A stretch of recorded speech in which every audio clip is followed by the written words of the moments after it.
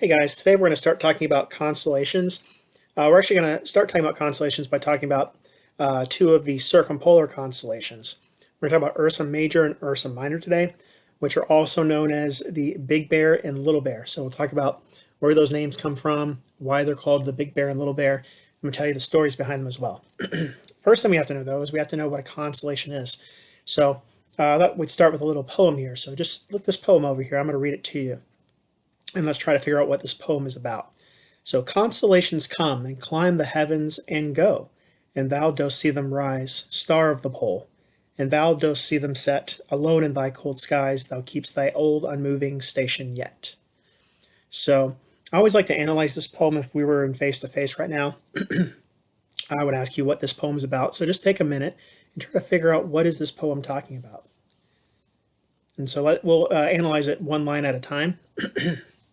So constellations come. What does that mean? Think about your lab you did the other day. What happens? Where do constellations come from? Where does it look like they're coming from? So constellations. Hopefully, you remember this from your lab. You saw that constellations are coming. They're coming up in the east. They rise in the east, and then it says, "And climb the heavens and go." So from the east they rise, and then they go over your head, above, high in the sky, and then they go. And thou dost see them rise. So you can actually go out and watch them rise to the east. And then it says, star of the pole. Well, star of the pole, that would be what? What is the star that is above the pole, specifically the North Pole? So hopefully you know from that lab and just knowledge itself, common knowledge itself, that Polaris, which is the North Star, is the star of the pole. So it's called Polaris, North Star. It is the tail star of the Little Bear, which I'll show you today. That's the North Star. Now, please keep in mind that the North Star is not the brightest star in the sky. That is a very, very common misconception. It is nowhere near the brightest star in the sky. So it is not the brightest. We'll talk about what the brightest is next week. Okay, and then it says, and thou dost see them set. So what does that mean? It means you can actually watch the stars set. So if they rise in the east, where do they have to set at? Well, we talked about today, we talked about the sun rising in the east and setting in the west. And we said all stars will rise in the east and then set in the west. So you can go out and you can watch them set in the sky in the west. Then it says, alone in thy cold skies, thou keepst thy old, unmoving station yet. So when you look at this poem as a whole, what could this poem be about? Hopefully you realize that this poem is actually about the North Star. So in the lab we did the other day, you saw that the North Star does not move in the sky. It looks like everything else is kind of rotating and revolving around the North Star. So it doesn't move. And the reason it doesn't move is because it's above the North Pole, which is the axis on which our planet Earth rotates. So since the Earth is rotating on its axis and the North Star which is Polaris, is right above that axis point, it looks like the North Star isn't really moving. And everything else is moving around it. So this is just saying that as the night goes on, the North Star can see all the other stars going around in a circle, climbing the heavens, and then leaving, and it just feels left out because it's right there by itself, alone, the entire time. So that's what this poem is about. And that's what we're going to talk about in a minute, the North Star. But first we have to know what a constellation is. So let's talk about that. So take a look here. So here are constellations. So how do you remember a complicated pattern of stars? Well, a complicated pattern of stars, that is actually what a constellation is. You can take out the complicated word as well. So a constellation is a pattern of stars. That's definitely going to be on your test. You got to know what a constellation is. It's just a pattern of stars. And so when most people think of constellations, they think of pictures of objects or people or animals in the stars. And that's one way to interpret a constellation. That's what the ancient constellations look like. But they're actually constellations they look like jigsaw pieces to a puzzle. And I'll show you an image of that in just a minute. But in this image here, in this star image, there are actually 3 constellations that you'll be able to see. And we're going to talk about how we find these 3 constellations. So I'm going to give you a second here and look and just see if you can see anything that stands out. So there's three patterns that stand out. And the way you look for the patterns, you look for the bright stars that stand out above all the other stars. And so this would be called a just a image of the stars of the constellations. So the constellations you can actually see in this image. You can see Ursa Major, which would be the Big Bear. You can see Ursa Minor, which is called the Little Bear. And then you can actually see a third constellation over in the corner. It's called Butes. So Butes is actually, he's known as the herdsman. He herds the bear, Big Bear and Little Bear, around the North Star. So the North Star is also in this image. And I'm going to show you how to find the North Star. So this would be just an image of the stars. In just a second, I'm going to show you the star outline. And then after that, I'm going to show you the picture outline. So hopefully you can kind of see how the bright stars stand out to form those three constellations. And I know you haven't had practice with this yet, so I'm not really expecting you to see them. I'm going to go ahead and show them to you right now on the next slide here. So take a look. So again, Ursa Major, Ursa Minor, and Butes. And with these three constellations, there's certain stars you're going to have to know as well. So there's the three star outlines of the constellations. So can you see those? I'm going to go back for a second. So that's just the picture of the stars. And then that's the star outline. So we'll start with this one. This one is probably the easiest constellation on this image to find. So this is called Ursa Major, the Big Bear. The way you find the Big Bear, you look for this. So this is called the Big Dipper. So the Big Dipper is part of the Big Bear, which is called Ursa Major. So the Big Dipper, that is what's known as an asterism. An asterism is what you look for to find the constellation. So for the Big Bear, you look for the asterism of the Big Dipper. For the Little Bear, you look for the asterism of the Little Dipper. So this is Ursa Major with the Big Dipper right here. We're going to end up needing to know quite a couple star names from from the Big Dipper here, and we're going to go over those. Over here, this is the Little Dipper. So this would be known as the Little Bear, Ursa Minor. And I'm going to show you you'll see the Little Bear in just a second when I show you the actual constellation image.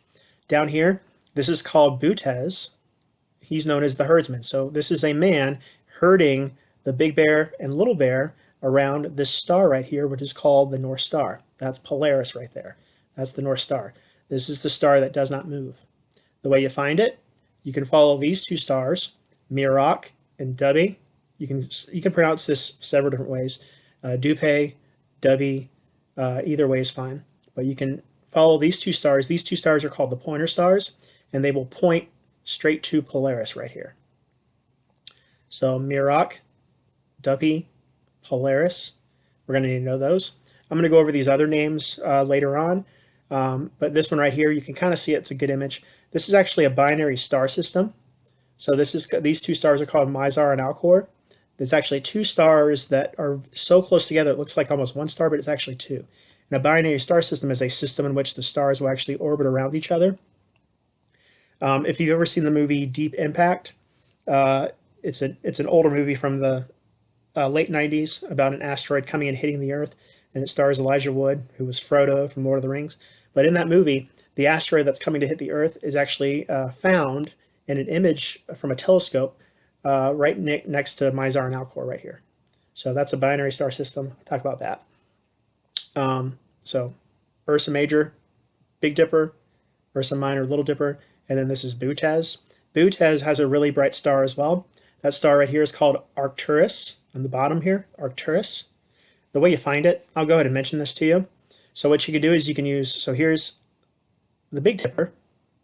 You can actually use the tail of the Big Bear here, so the dipper tail, and you can follow the arc. You can see how it kind of arcs, and it will arc to Arcturus. So right here, follow the arc, and you're going to arc down to Arcturus.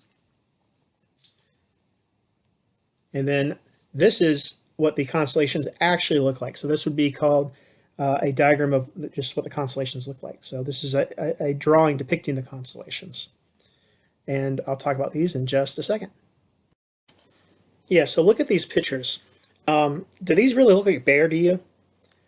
So let's take a look at the big bear here. I always get the question, that they say, well, no, this doesn't look like a bear. This looks like a beaver or a badger.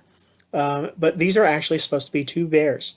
And there's a reason. So I always get someone always says, well, why are the tails so long? Bears don't have tails that are that long. And that's true. Bears don't have tails that are long like this. So there must be a reason why the tail is long like this. So we're going to talk about that in just a minute when I tell you the stories behind these two constellations. But Big Bear, Ursa Major, Little Bear, Ursa Minor, and this guy down here, this is Butes with the bright star Arcturus. He is the herdsman herding the bear around the North Star here. And again, the way you find Arcturus, follow the arc of the Big Dipper, arc to Arcturus. Over here, Merak and Dubhe, or Dubhe, either way, you can use these two pointer stars and you find Polaris, the North Star. So we'll talk more about these in just a few minutes. But first I want to show you what constellations actually look like today. So this is what ancient constellations look like.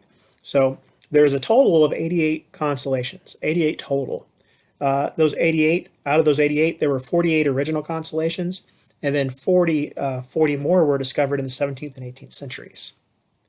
So we'll talk about why that was in just a minute. But this is what constellations look like today. So you'll notice that it looks like a puzzle. It looks like a jigsaw puzzle. And the reason for this, with technology improving all the time, the better and better technology we have, the more and more improved telescopes we have, the further we can see in space. We kept finding all these additional stars. So there are stars everywhere. If you could look out in space and see all the stars of the universe, there would not be a single pitch of sky where there is not light. There are stars every direction there is. There are stars. So there's just so many stars, and so what astronomers decided to do was they said, well, if this is the outline of the original constellation, well, let's just piece the sky together into 88 puzzle pieces. And what that means is if a star falls within the puzzle piece, it's part of the constellation. It might not be part of the star outline, but it is part of the constellation. So here you can see the circumpolar constellations. Circumpolar, you're going to need to know what that is for your test as well. I'll talk about this several times, but circumpolar means circumpolar constellations are constellations that circle around the pole. So constellations that circle around the pole star Polaris right here. So these are your circumpolar constellations. We're going to say that there are 5 circumpolar constellations. Some people consider Camelopardalis to be a circumpolar constellation as well. We're not going to consider that one because it does dip. Most of it does dip below the horizon every once in a while. But circumpolar constellations are constellations that you can see in the sky every single night. They are there, orbiting around Polaris. So they're going to be above the horizon every single night in the sky. You can always see these 5 constellations that I'm about to mention. So you have Ursa Major here. Ursa Minor here. You've got Draco, Ursa Major, and then you have Cepheus and Cassiopeia, which they're going to be in a different part of the screen. They're going to be up here. So I'll show you those whenever we get to those. We'll talk about those next week. But for today, again, I'm talking more than I need to about these constellations right now. Today we're going to focus mostly on Ursa Major and Ursa Minor. There's Butes for you right here. That was the herdsman, herding the Big Bear and Little Bear around the North Star. Camelopardalis, I'm just going to mention that to you. I'm not going to test you over that one or anything, but it sounds like that would be a camel, but it's actually a giraffe. So Camelopardalis is a giraffe in the sky. You can kind of see his long neck here with his head. So that's a giraffe, not a camel. Okay, so we said this a second ago. We said there are 88 total constellations, and out of those 88, there were 48 original that came from ancient cultures like Babylonia and Egypt, and then there are 40 more that were discovered in the 17th and 18th centuries. So think about why that is. Why did it take so long to discover 40 new constellations? What was happening in the 17th and 18th centuries that could allow for those discoveries of those additional 40 constellations? Any ideas? Hopefully, you can answer that quickly and think about it and say, well, 17th, 18th century, there were explorers, exploration, ships. People were sailing on ships going south. below the equator. And as they went south below the equator, they discovered those 40 additional constellations. I'm not going to talk much about the southern constellations because honestly, I don't think they're as neat, as cool. They don't have most of them don't have cool stories. They're mostly just images that people came up with to help them navigate through the oceans. But the original 48 constellations, many of them have really cool stories. And each civilization, each culture, they all have their own stories that go with the constellations. I'm going to spend most of the time talking about the Greek/Roman mythologies because most of those mythologies with Greek and Rome, they're very, very similar. The differences are usually very, very few, except for maybe the names. So I'm going to tell you the stories, the Greek and Roman stories, and those tend to be very entertaining. So we're going to talk about Ursa Major and Ursa Minor stories coming up in just a minute. Before I do that, though, I want to show you how the stars move. We had that poem a minute ago where we talked about Polaris not moving, and you did the lab, that virtual lab, watching the stars move. So take a look here and see how the stars move. I'm skipping a little bit. I'm sorry. There's one more slide before that. So I just talked about this, but we said there's 48 original constellations, 40 additional. You need to know that there are 88 total constellations. That will definitely be a test question. I mentioned earlier what an asterism is. So we said an asterism is how you find a constellation. So for instance, with the Big Dipper is an asterism for Ursa Major. So it's how you find the constellations. That's what an asterism is. Also, something else to keep in mind as well, just because stars are in the same constellation, that does not mean that they are near each other. They might be super far away from each other, but they look from our perspective, they look like they're near each other. And the reason that is, that's called a stellar parallax. So these stars could be really, really far away. Some could be brighter than others. So you might have a really, really, really, really bright star that is really, really, really far away, and then a less bright star, a fainter star that's closer. But when you're looking at them, they might look like they're the same brightness, causing you to think that they might be next to each other, but they're not. That's called parallax. So parallax deals with how stars look from your location. If we were to change locations and go to a different place, even in our solar system, the constellations are going to look different based upon our location. So it's kind of interesting. So please don't think that these stars and these constellations are next to each other. They are not. They're actually, most of them are really far away from each other, and it just looks like from our location that they form a pattern, and you might think they're next to each other, but they're not. So this is the winter sky. So we're saying this is January 15th at midnight. So take a look, see what you can see. Most of the constellations up here are ones that we're going to need to know eventually when we get to them. I'll go and tell you what some of them are now, but I just want you to see how these move. So hopefully you can see this constellation here. Hopefully you know what this one is based upon what we just learned. So this one looks like a horse in this picture, but this is actually the Big Bear, Ursa Major, which would mean this is the Little Dipper, which is Ursa Minor. Over here, you've got this constellation here. This should look familiar as well. This is a very easy constellation to recognize. This is Orion the Hunter. We'll talk more about him next week, if not the week after. We'll see how long it takes to get to him. But anytime you see Orion in the sky, you know Orion is a winter constellation. He comes in the sky during wintertime. And above Orion, you have Castor and Pollux, the twins, Gemini. You've got the bull here. This is Taurus the bull. And down here, this right here would be the brightest star in the night sky. This is called Sirius. Sirius is part of this constellation here. It's called Canis Major, which is the dog constellation. So we'll talk about these. Up here, I mentioned these two constellations already. These are the other two circumpolar constellations. This is Cepheus. He is the king of Ethiopia. And this is his queen. This is Cassiopeia. She is the queen of Ethiopia. So we'll talk about these two and then their daughter as well coming up eventually, just not yet. But watch how these move. So there's Polaris, Ursa Minor, Ursa Major. Watch how they move as we go through the sky. So this is January 15th, March 15th. So did you see how the sky moved just then? Let me go back. January, March, April, and then June. So start over January, So what do you notice? And as we progress forward with time, as the months go by, how are the stars moving across the sky? Hopefully you can see, does it look like everything is moving? Is everything moving up there across the sky? So from this perspective, it looks like the stars are moving counterclockwise. And it looks like almost everything is moving. Can you see something that isn't moving? Hopefully you can recognize that this star right here, the North Star Polaris, is not moving. It is stationary. It's not moving. So take a look at that again as we do it. So watch that star Polaris right there. You can see it's not really moving very much compared to everything else moving.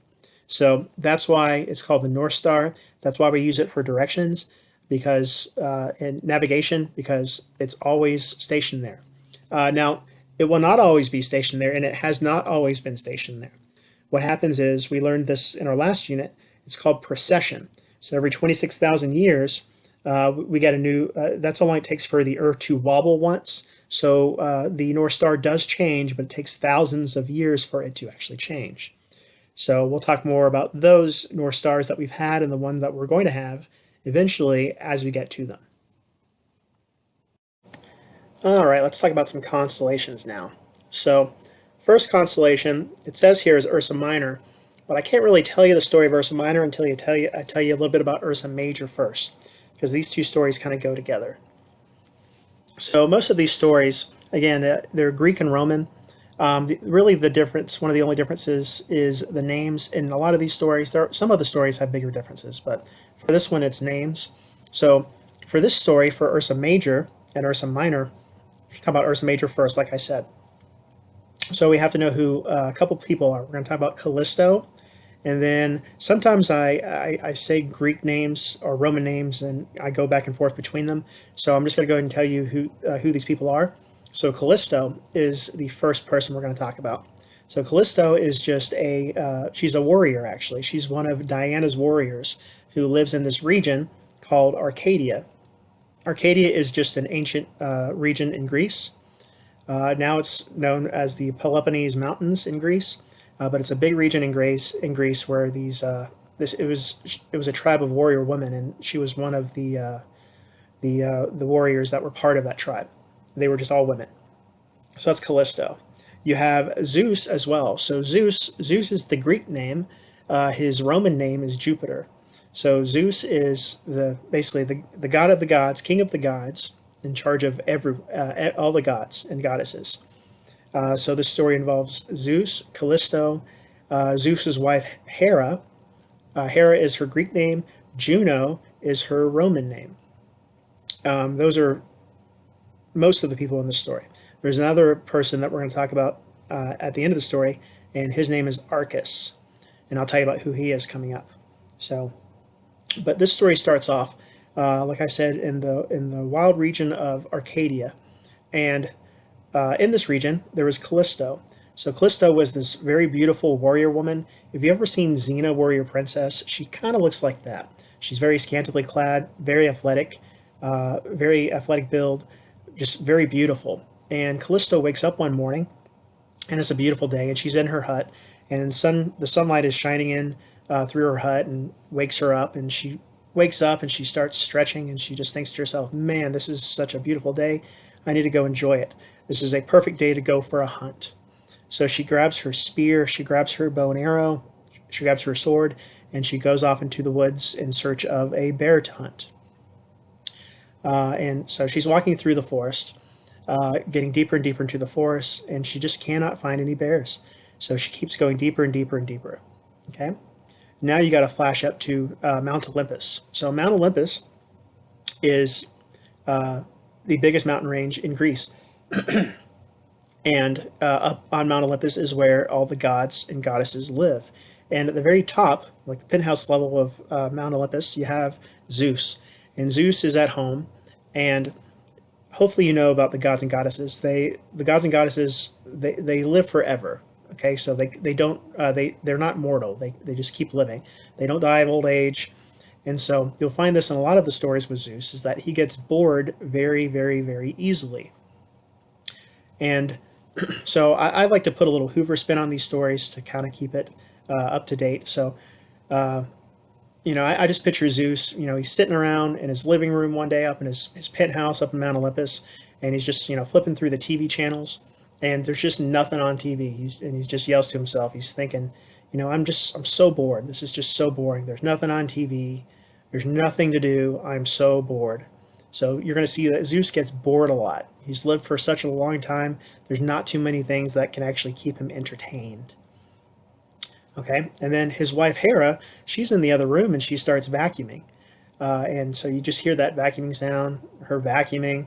And Zeus, he's trying to watch TV and he gets very upset with Hera because she won't turn the vacuum off. And he tells her to turn it off. And she says, "No, I'm not turning it off. I'm trying to clean up after you. After you. You made a mess in here." So Zeus just slams the remote down and he leaves the house and he goes to his back porch. And on his back porch, one thing Zeus likes to do to relieve the stress of, being God, the king of the gods, he just likes to sit on his back porch and look out at his view he has. And the view he has, he can basically see everything going on on the entire Earth. He can see everything. He's so high up there in the sky, he can just see everything going on. So he's looking out around the Earth just for something to do. He's just so bored. So he's looking and he says, "Oh, there's nothing to do over there, nothing to do over here." And then finally he looks into this forest and he sees this beautiful woman walking through the forest and he thinks to himself, "Nice." So he decides that he has to go and meet this woman. Okay? So now go back to the forest in Arcadia and you have Callisto. She's walking through this forest and she's getting deeper into the forest. And finally, after a couple miles of walking, she hears this rustling behind these leaves. And so she pulls an arrow from her quiver. She puts it on her bow, and she's waiting just to see what's going to come out from these leaves because she thinks it's a bear. It's about to try to attack her. And lo and behold, from behind this tree where these leaves are, this bush, she sees the goddess Diana walking out from the woods. And so Callisto is actually one of Diana's warriors. So Diana, she is the goddess of the hunt. She's also known as the goddess of the moon. Callisto is the Roman name for the Greek goddess Artemis. So goddess of the moon, goddess of the hunt. And since Callisto is one of Diana's warriors, she sees Diana. This is the first time she's ever seen Diana. And so she's just kind of shocked. She's amazed that she gets to see Diana.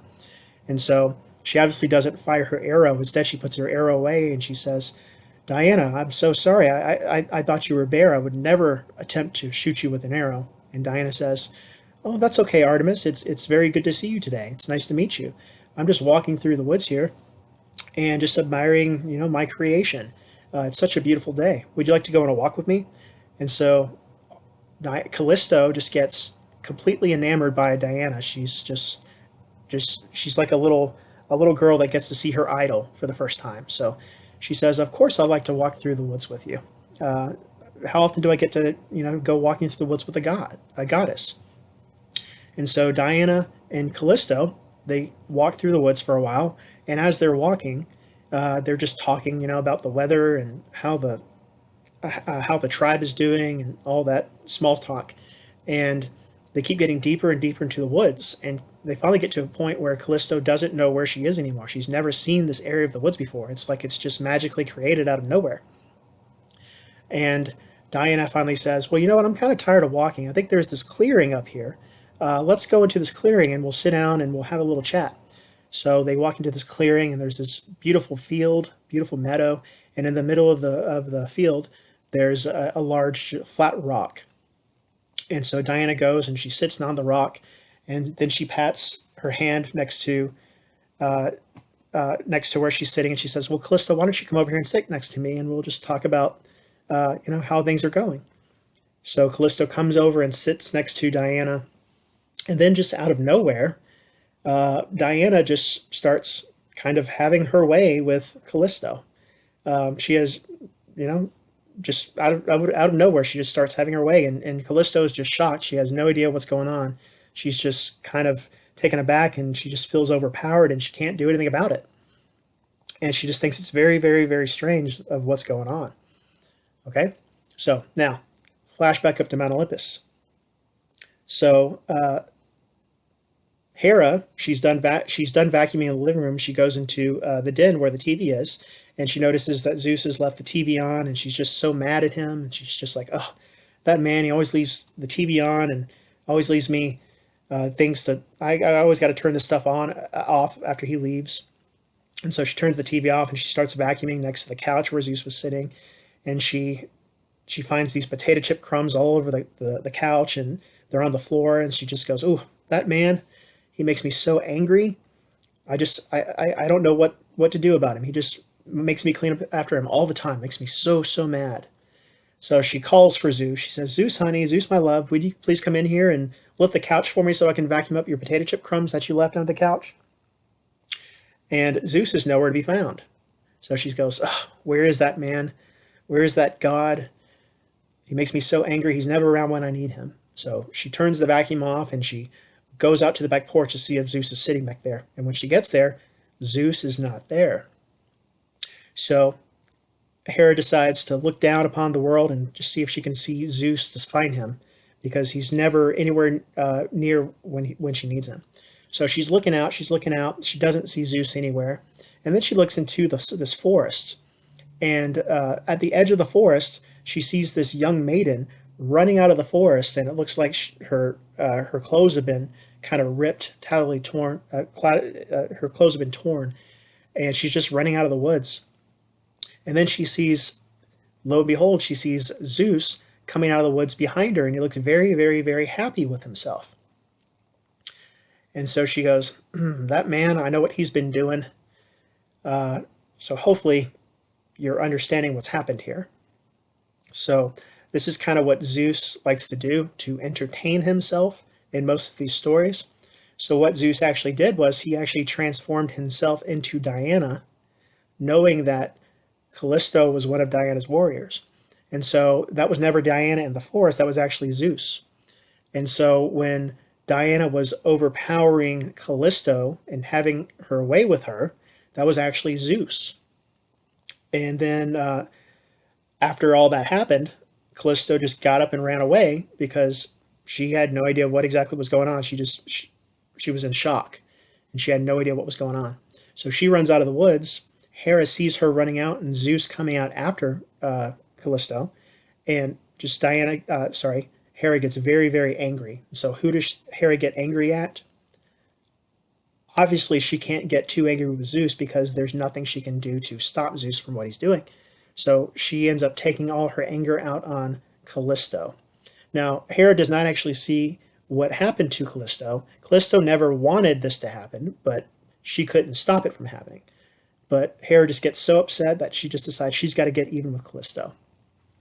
And so she just thinks about, how can she get even with her, and how it just takes her a long time to try to get even with these people that Zeus does these things to.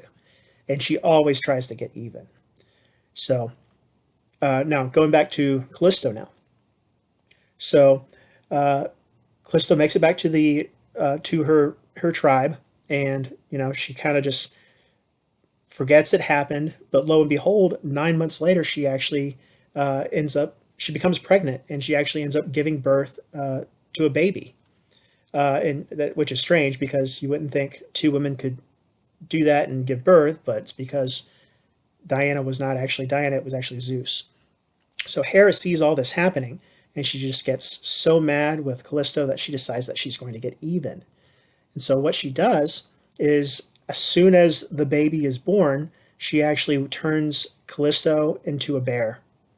And so when her tent is empty, just the baby sitting next to Callisto, as soon as the baby's born, the women taking care of Callisto, they put the baby down next to Callisto, and then they go and get clean towels to clean everything up. So they leave the hut, and then Callisto is turned into a bear.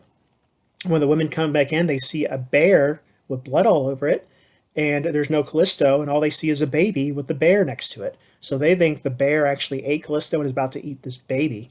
So they chase the bear, they grab their spears, and they chase the bear out into the woods. And that bear was actually just Callisto trying to see her baby and hold her baby for the first time. And she's never able to hold her baby. She has to go live in the woods for the rest of her life. And that was Hera's way of getting even with Callisto for doing things she shouldn't have done with her man. But the story's not quite over yet. So that's the story of Ursa Major, and that continues into Ursa Minor, which I'm going to tell you about in just a second. So Hera is very pleased with herself for what she did.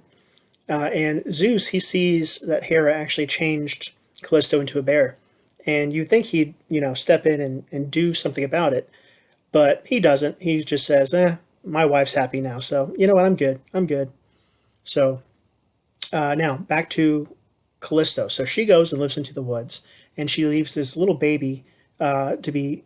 It's a little baby boy actually, and he's the only boy in the tribe, and he is left to be taken care of by all these women.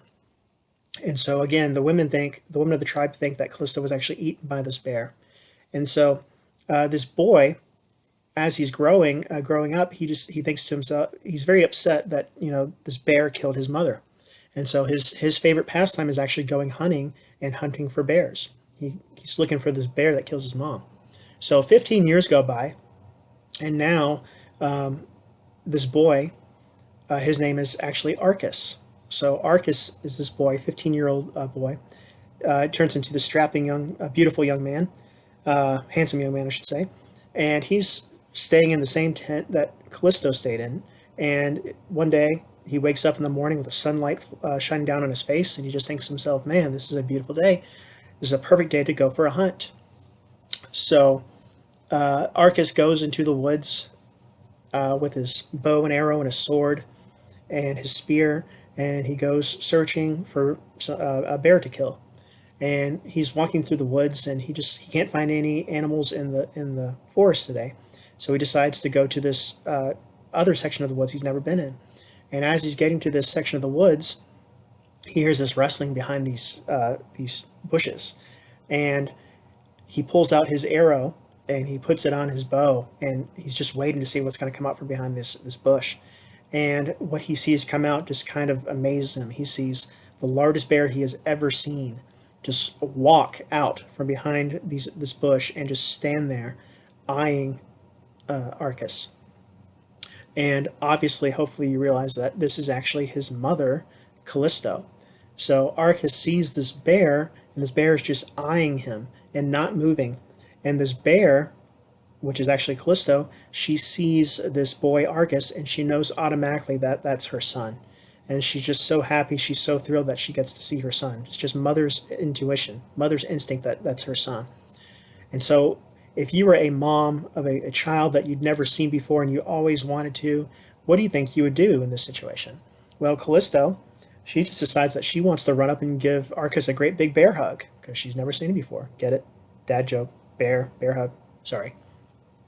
So Arcus, meanwhile, he thinks this bear is the bear that killed his mother. So he's ready to fire this arrow at the bear before it starts charging. So this bear starts running at Arcus, and Arcus, he sees the bear running, and so he's about to fire this arrow, and then something happens, because going back up to Mount Olympus now, Zeus is seeing this happen. So Zeus is out on his back porch because he's bored, like he always is, and he actually feels a little guilty about what happened to Callisto. And he sees Callisto running at Arcus, and he knows that Arcus is Callisto's baby, and he doesn't want Arcus to kill his mom. So he turns around and he calls for Hera. He says, "Hera, honey, sweetheart, you there?" He doesn't hear his wife, so he thinks he's going to be okay for what he does. So what he ends up doing is, right before Arcus shoots the arrow, he turns Arcus into a bear. So Arcus, he's about to release his arrow, and all of a sudden, the bow and arrow drop to the floor, to the ground. And Arcus is just wondering what happened, and he looks at his feet, his hands, and he realizes he doesn't have hands anymore, he has paws. And then he looks up at this bear charging him, and he recognizes that that's his mother instantly, because now he's been transformed into this bear. So he sees his mother sees him, and so he starts running at his mom, and the mom, Callisto, is running at Arcus, and they're so happy they finally get to be together and just give each other a hug for the first time ever. But that doesn't happen, because as Zeus is transforming Arcus into a bear, Hera is actually is watching Zeus very sneakily from behind the corner, and she sees Zeus turn Arcas into a bear, and she gets very, very upset. So she yells at Zeus and says, "Don't you dare interfere with with me getting even with Callisto. Don't you dare, you can't mess with this." She says, "You mess with this again, you're not going to like what happens. I'm going to make your life terrible." So Zeus can't do anything about what Hera does. So as Arcas and Callisto are about to get to each other to give each other a great big bear hug for the first time, Hera shows up. And as she shows up, she grabs the big bear and the little bear by the tails, and she's just so angry that she twirls them above her head as fast and as hard as she can, and she just throws them up into the stars with all her might. And they actually get stuck there in the stars. And think about the kind of force that would be needed to actually hurl a bear up into the stars and get stuck up there. Think about what that would do to your tail if you were to pick a bear up and twirl around by the tail to get it up there to the sky. That's really going to stretch out the tails, which is why when you're looking at the image of the bears, they have those really long tails. That's because they were hurled up into the stars by Hera. But that's not even the worst part. The worst part, so now they're stuck up there in the sky, but the way they're stuck up in the sky, Hera threw them up there so that they're constantly running around each other, trying to get to each other just to embrace and hold each other and give each other a bear hug for the first time ever, and they're never able to do it because they're always running around the North Star trying to make it to each other, and they can't. So that's Hera's way of getting even with them forever, and they're just constantly up there running, trying to get to each other, and they never can. So that's the story of Ursa Major and Ursa Minor. Ursa Major being Callisto, Ursa Minor being Arcas, the little bear. So when you look for them up there, always look for Ursa Minor and Ursa Major being bears, but their asterisms are actually the Big Dipper and the Little Dipper. So I'm going to show them to you just quickly today because this video lecture is getting kind of long, but I will show these to you many times over. So in this image here, you should be able to see the Big Dipper and the Little Dipper. There's a couple other constellations up here as well, but we're not going to talk about them today. So remember the pattern. So the Big Dipper is actually the easier of the constellations to find. Ursa Major is easier because the Big Dipper stars are a lot bigger and brighter.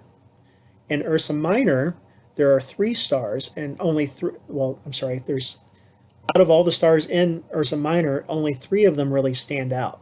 The other ones are kind of faint. So I'm going to give you a second here to try to find Ursa Major and Ursa Minor. So they're both kind of in the center of the screen. Ursa Major is going to be to the right. Ursa Minor is going to be to the left. So take a moment and just see if you can find them. And then after you find them, see if you can make the outline. And remember, you can use the pointer stars to point to Polaris. So you have Merak and Dubby, which will point to Polaris. So I'm going to point them out to you. So right here, we start here. And we go like this. So these are the stars of the Big Dipper, which would be the tail of Ursa Major. And again, I'm not going to go into all the details today because this video lecture is getting kind of long. I'll go over more of this, Ursa Major and Ursa Minor, on Monday. But for now, I'm going to show you the outlines. We'll talk more about the star names and everything of them next week. But here's Ursa Major outline, Big Dipper outline, Merak and Dubby, those are the pointer stars, and they will point to Polaris. So see if you can follow these 2 stars in a straight line to Polaris, which is the North Star. So just follow a straight line. And that would be the North Star Polaris. I told you that there's 3 stars in Polaris that are brighter.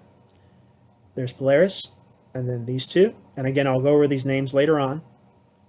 The other ones are rather faint. So we just connect the dots. It's a big connect the dots game. So we start here with Polaris. We come here.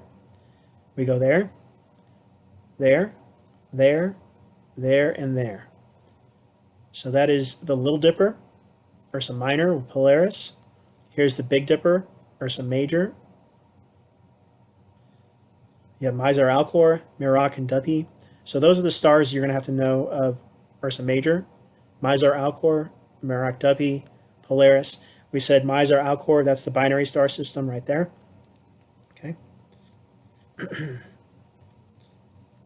And here's the outlines of them again.